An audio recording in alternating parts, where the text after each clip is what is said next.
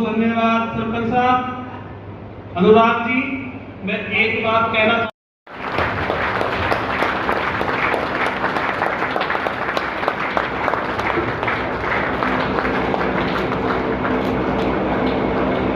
जो इधर मंच पर भी बैठे हैं और जो सामने भी बैठे हैं, सबसे पहले सब बुजुर्गों को चरण स्पर्श मेरा, जो भी भाई सामने बैठे हैं उन सबको मेरा प्रणाम। आप लोग आज यहाँ पर आए, ये एक शुरुआत है। देख ले भाई माइक में भी प्ले कर थोड़ा सा, ठीक है।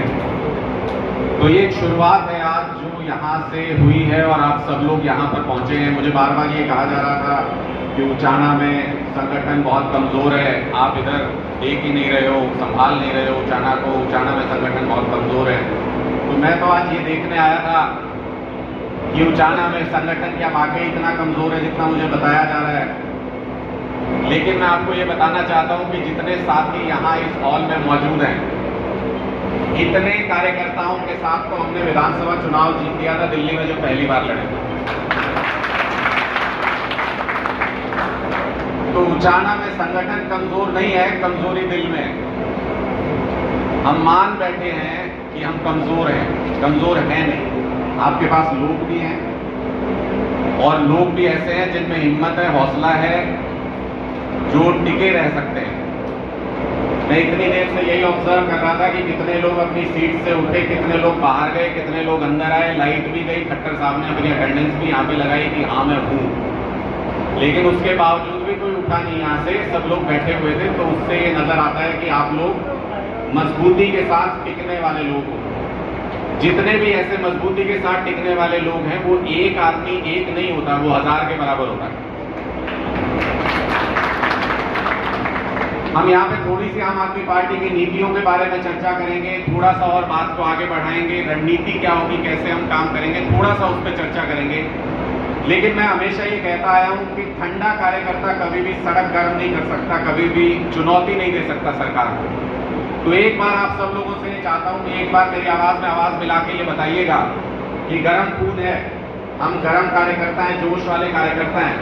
और उसके बाद जितना आपका जोश होगा उसी हिसाब से फिर मैं यहाँ पर बात करता हूँ।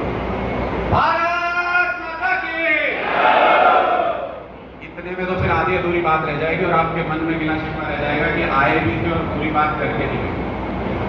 भारत माता की, भारत माता की, भारत माता की। तो थोड़ा सा मुझे लग रहा है कि जोश है, अब इसको कैसे संभाल सकते हैं, कैसे चुनाव जीत सकते हैं, उस पर थोड़ी सी चर्चा यहाँ पर करेंगे। और क्या हमारी पार्टी है, क्यों हमको किसी से शर्माने की, घबराने की जरूरत नहीं है। जब हमारे कार्यकर्ता टोपी पहन के गांव में जाते हैं ना, तो बाकी किसी भी पार्टी के कार्यकर्ता जाते हो, उनमें एक चर्चा आम होती है कि यार इस घर ने छोड़ दिए, इसकी नौकरी नहीं लगा पाएगा, या जो काम लेकर आया था इस घर ने छोड़ दिए, यहाँ पे नहीं जा सकते। आप इतने ये कहते हैं कि भाई कोई नहीं जी, कोई नहीं, आवाज सुनने लग रही है, मैं देख लिया था आप सबने, तो आवाज सुन के काम चला लो थोड़ी देर। तो आते लोग दूसरी पार्टियों के कार्यकर्ता जो होते हैं वो ये कहते हैं कि भाई इस घर में मत जाइयो, इसने काम बताया था हम करवा नहीं पाए, भाई इस घर में मत जाइयो, इसने तो वोट हमारे उस वादे पे दिया था वो हम पूरा नहीं कर पाए। इकलौती आम आदमी पार्टी है जिसके लोग टोपी पहन के जाते हैं तो ना कुछ कहने की जरूरत पड़ती, ना सुनने की जरूरत पड़ती, सामने से हाथ जोड़ के आदमी मिलता है, बाहें फैला के आपका स्वागत करता है। और क्यों करता है, जरा सोच के देखना कभी कि क्यों करता है। पूरे हिंदुस्तान में कौन सा ऐसा राज्य है जहां पे फ्री बिजली मिलती है? पूरे हिंदुस्तान में सोच के देखना, सिर्फ दिल्ली में मिलती है जहां आम आदमी पार्टी की सरकार है, और अब पंजाब में मिल रही है जहां भी आम आदमी पार्टी की सरकार। पूरे हिंदुस्तान में कौन सा ऐसा स्टेट है, कौन सी ऐसी पार्टी का स्टेट है जहां पे बिजली 24 घंटे मिलती है? ये बीजेपी वालों ने अभी अभी लोकसभा में एक जवाब दिया, किसी ने उनसे पूछा था भाई बताओ तो सही किस राज्य में कितनी बिजली मिलती है। ये बीजेपी वालों ने एक लिखित में जवाब दिया, लिखित में, मोदी सरकार ने लिखित में जवाब दिया।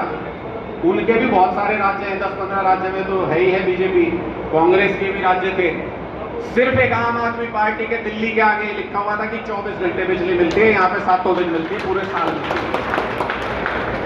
तो जो सच है उसको ये भी बोलने से रुक नहीं सकते, इनको बताना तो पड़ेगा जब आप पूछोगे। पूरे हिंदुस्तान में कौन सा ऐसा राज्य है जहां पे हमारी माओ बहनों को जब वो बस में यात्रा करती है तो टिकट नहीं लेनी पड़ती, फ्री में यात्रा करती है? सिर्फ एक दिल्ली है। और उसके बाद अब पंजाब ऐसा पहला राज्य होगा जहां पर हम हर मां बहन को 1,000 रुपए सम्मान राशि के रूप में देंगे। पूरे हिंदुस्तान में कौन सा ऐसा राज्य है जहां पर वर्दी में, चाहे वो पुलिस वाला हो, चाहे फौजी हो, चाहे किसी भी फोर्स में हो, अगर उसका ड्यूटी के ऊपर वो शहीद हो जाए तो लोग कहते तो बहुत है ये शहीद है, इनका सम्मान करो, पुतले भी बनवा देते हैं। लेकिन कौन सा ऐसा राज्य पूरे हिंदुस्तान में जिसमें उस शहीद के परिवार को 1 करोड़ रुपए की सम्मान राशि दी जाती है, चाहे संख्या जो भी हो? वो सिर्फ हमारे दिल्ली में होता है और पंजाब में होता है। ये हमारे लिए सारी फक्र करने की बात है। और ये कब हुआ? हरियाणा को बने हुए 5 दशक से ज्यादा समय हो गया। हमारे देश को आजाद हुए 75 साल हो गए। और जब मैं ये बार बार कह रहा हूं कि पूरे हिंदुस्तान में एक ही राज्य ऐसा क्यों है, सोचा कभी आपने? वहां पर नेता अपने लिए काम करते हैं। और जिस भी कॉन्स्टिट्यूएंसी में, पूरे इतिहास उठा के देख लेना, हिंदुस्तान का राजनीतिक इतिहास उठा के देख लेना, जिस भी कॉन्स्टिट्यूएंसी ने नेता बनाए उनका जीवन में भला नहीं हुआ। जिस कॉन्स्टिट्यूएंसी ने विचार चुने उनका हमेशा भला होता है।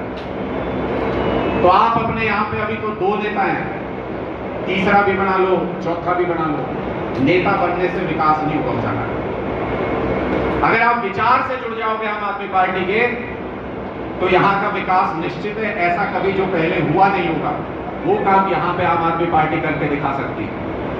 तो आम आदमी पार्टी का सिद्धांत है, हमें नेता नहीं चाहिए, हमें कार्यकर्ता चाहिए।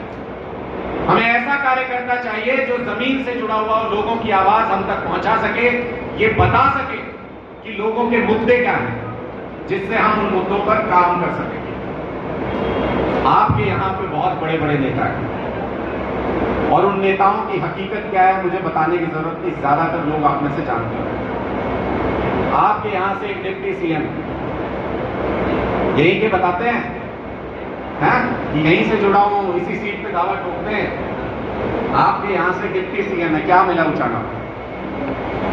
आपके सरकारी स्कूल अच्छे हो गए क्या? मैं तो 2-4 दिन पहले देख रहा था, वीडियो वायरल था, बच्चों से पानी के वो टंकियां उठवाई जा रही थी और वो लेके घूम रहे थे। छात्र का ही था, शायद छात्र का था। अभी बता रहे थे कि छात्र जिधर कह देता है उधर ही पूरी कॉन्स्टिट्यूएंसी चल पड़ती है, माहौल वहीं से बन जाता है। और उस छात्र की क्या हालत है देख लो। तो जिस गांव से आप ये कहते हो कि वहां से सत्ता परिवर्तन होता है, अगर उस गांव के स्कूल की ये हालत है, बच्चे से ज्यादा प्यारा कुछ नहीं होता। तो आप ये देख लो कि अपनी जाति के लिए वोट करना है, अपने धर्म के लिए वोट करना है, अपने भाईचारे के लिए वोट करना है, या अपने बच्चों के भविष्य के लिए वोट करना है। आपको चुनना पड़ेगा। कोई ना कोई दिन तो ऐसा आएगा आपको चुनना पड़ेगा। आज अगर आपके बच्चे छोटे हैं तो जब वो बड़े होंगे, बेरोजगार होंगे, जब वो आके ये कहेंगे कि बापू तूने किया क्या, इतने सालों से हर बार झंडा उठाते हो, हर बार वोट मांगने जाते हो, वोट देने भी जाते हो, आज जब हमारा नौकरी लगने का समय आया तो आपकी सरकारों ने हमारे लिए किया क्या? ये सवाल पूछेंगे आपके बच्चे आपसे। अभी छोटे होंगे तो बड़े होंगे पूछेंगे, और अगर बड़े हो गए होंगे और अग्निवीर में अगर अप्लाई कर रहे होंगे तो आज भी पूछ रहे होंगे कि आप लोगों ने वोट दिया क्यों था इस सरकार को, जिसने हमें 4 साल में रिटायर करने का फैसला किया। तो हमको ये सोचना पड़ेगा कि हम किस विचार से जुड़ रहे हैं। और जिस दिन आप दिल में ये सोच लोगे कि मैं ऐसे विचार से जुड़ रहा हूं जिससे मेरा देश बदल सकता है, जिससे मेरे बच्चों का भविष्य संवर सकता है, जिससे हमारी अगली पीढ़ी सुधर सकती है, उस दिन आपके अंदर एक गजब की ताकत आ जाएगी। अरविंद केजरीवाल कोई WWF फाइटर तो है नहीं कि महाबली है, उनके अंदर बहुत ताकत है। ना कोई वो पब्लिक लीडर थे जब वो राजनीति में आए थे। कोई ऐसा नहीं था कि उनके लिए 1000 लोग जान देने को तैयार थे। लेकिन उनके मन में एक सोच थी कि मुझे बदलना है इस देश को, और वो एक सोच लेके चले थे। मैंने वो दिन भी देखे, आप लोग यहाँ पे बता रहे हो कि बड़े बड़े ताकतवर नेता हैं, उनसे लोग डरते हैं, घबराते हैं। अगर वो हमारे रोड शो में, हमारी मीटिंग में आ जाते हैं, उनकी फोटो खींच के उनके घर चले जाते हैं।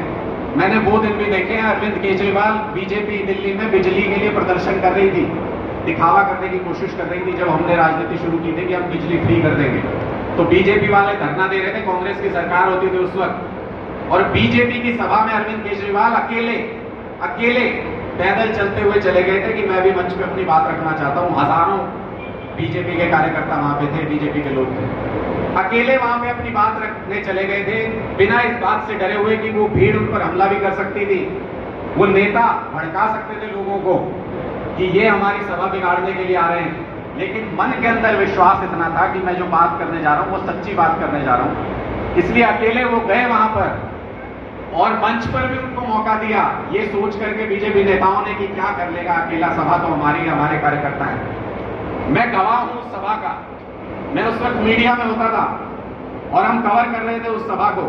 मैं गवाह हूं उस सभा का कि बीजेपी के आधे से ज्यादा लोग तालियां बजा करके अरविंद केजरीवाल जिंदाबाद के नारे के साथ वहां से गए थे।